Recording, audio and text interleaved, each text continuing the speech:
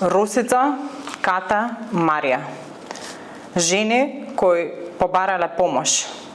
Жени по чии пријави не е постапено. Жени кои повеќе не се помеѓу нас. Прашањето е едноставно и многу болно. Колку жени уби молкот на институциите? Ова не се изолирани случаи. Ова е образец на институционално непостапување. Ова е систем што реагира по трагедија, а не навремено и превентивно по пријава. Кога постојат пријави за насилство, а нема навремена и ефикасна реакција, одговорноста не може да се абстрахира.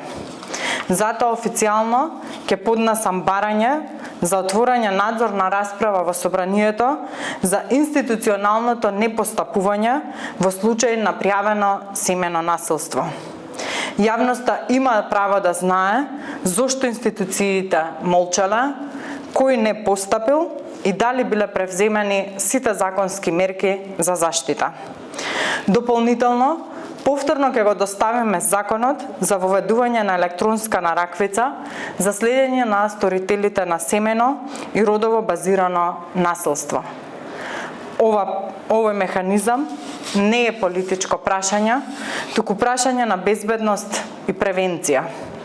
Одбивањето без аргументи значи ризик за нови трагедии. Дополнително ќе побарам и воведување задолжителна проценка на ризик во сите пријавени случаи, итни и привремени заштитни мерки без бирократски одлагања и утврдување на лична одговорност таму каде што институционалниот пропуст настанал.